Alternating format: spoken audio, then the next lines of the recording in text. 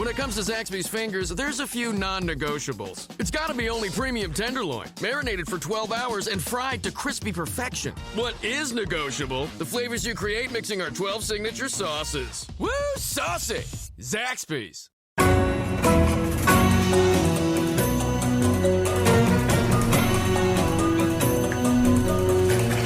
From Wall Street to the White House, this is the Larry Kudlow Show. Welcome back, folks. On the line, the great Jonathan Turley, Fox News legal analyst, George Washington University law professor, and he has a new book out, The Indispensable Right, Free Speech in an Age of Rage. Jonathan, welcome. You know, we had such a great conversation on the TV show on this. I know we always want to hear you on these various legal cases, but free speech in an age of rage. This is Independence Day weekend, which to some extent historically is all about free speech. What has happened here? What is the age of rage? You know, thank you, Larry, for having me on. And, you know, the book actually says an age of rage rather than the age of rage, because this is not our first one. That is, the book tells our struggle with free speech through the personalities and periods that have helped shape free speech in the United States.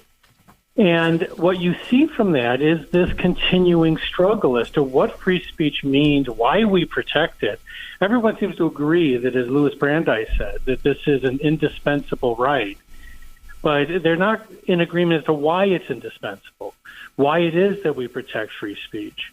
And the book looks at that, but it also takes us into the current context, which is probably the most dangerous anti-free speech period in our history.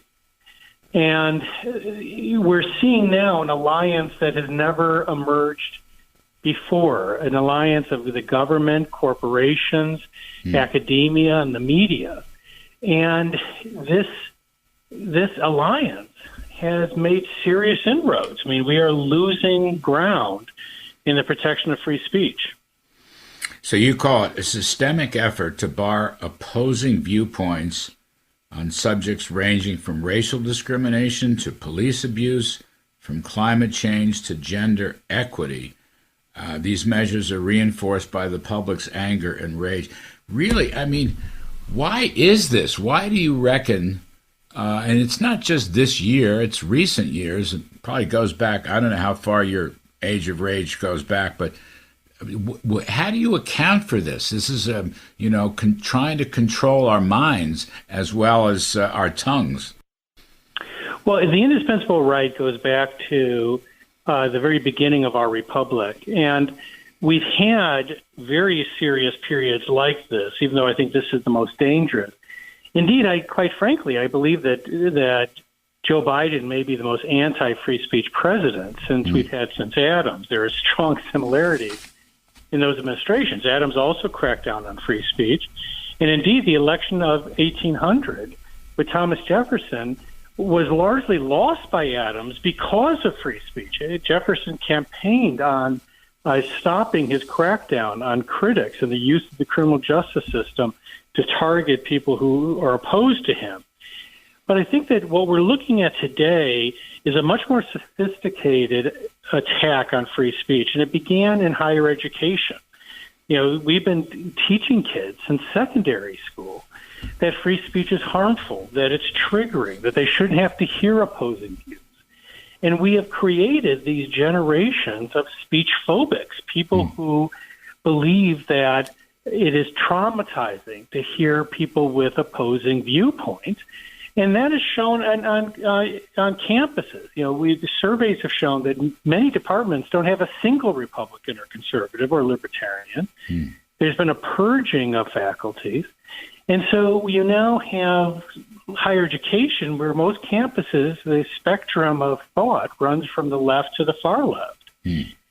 And that's had an impact. And then we also have a global movement. I've been writing about this for 30 years, that free speech is in a free fall in Europe and in Canada and other countries where they have criminalized a huge array of speech, where people are arrested.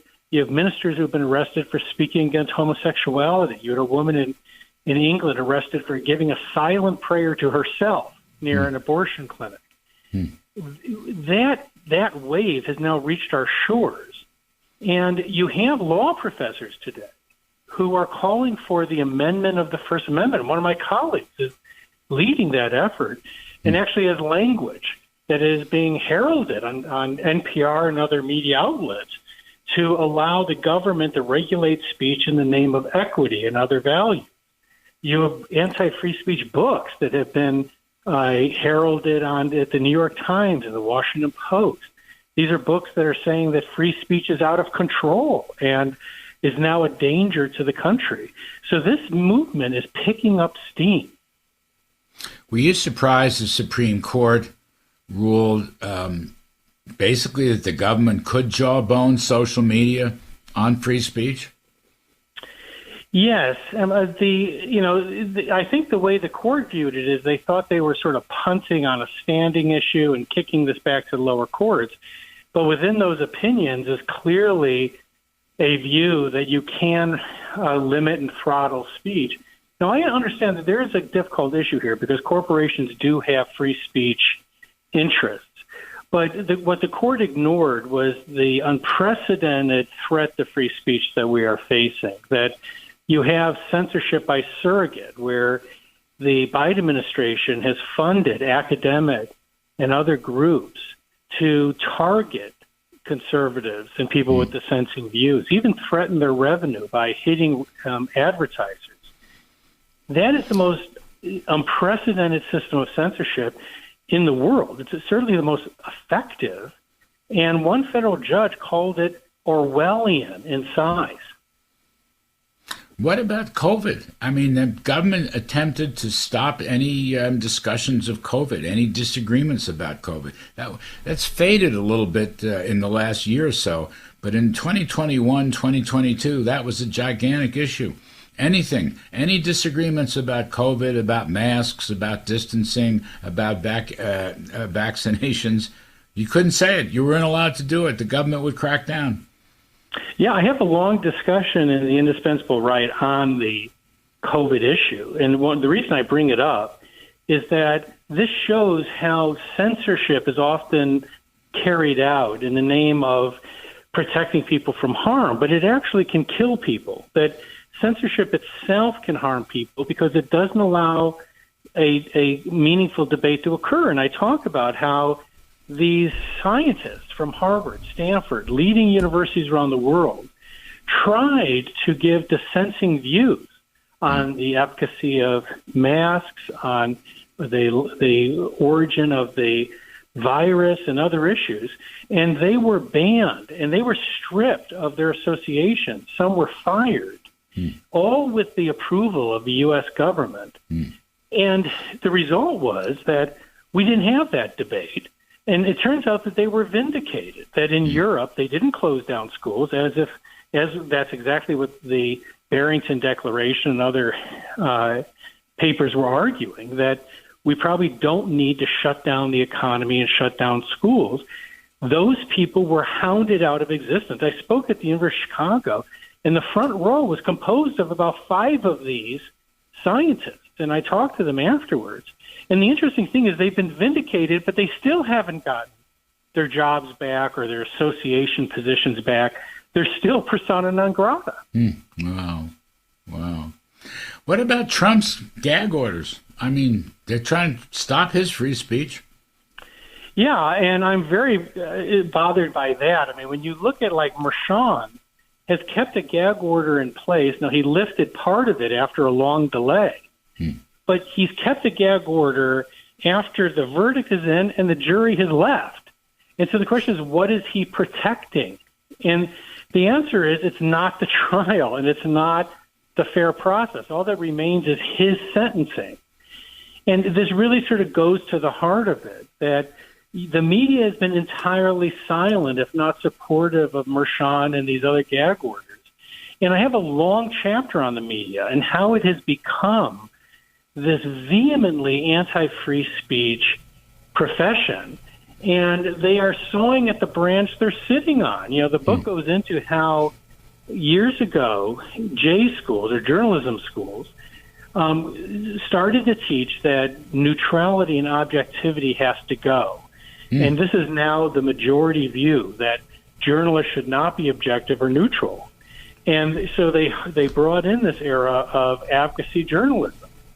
And that has destroyed American media. People are not watching these programs. They're not buying these newspapers. Washington Post lost $77 million, lost half of the readership.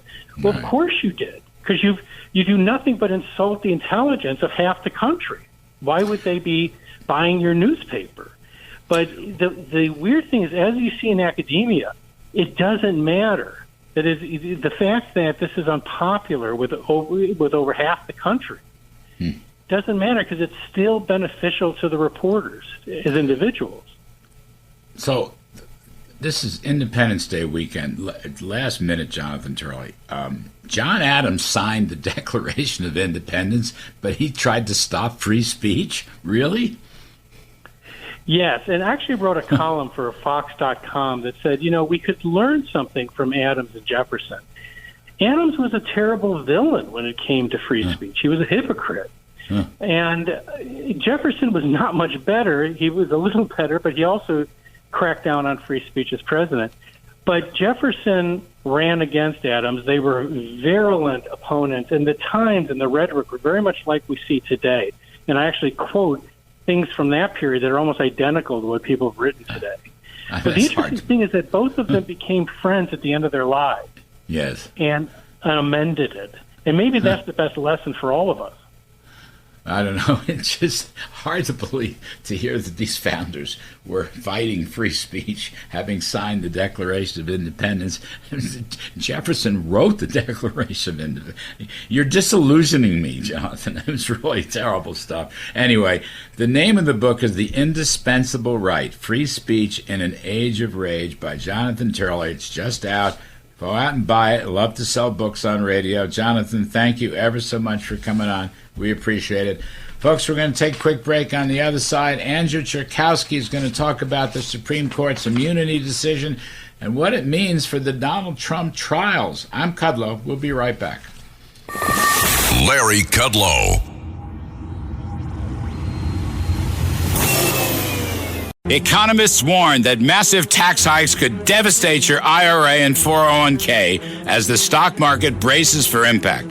I'm Larry Kudlow, and I urge you to fortify your savings with physical gold with my friends at Priority Gold. To learn how gold and silver can help diversify your savings, please call 1-800-405-GOLD or just visit PriorityGold.com to get a free gold information guide. That's 1-800-405-GOLD.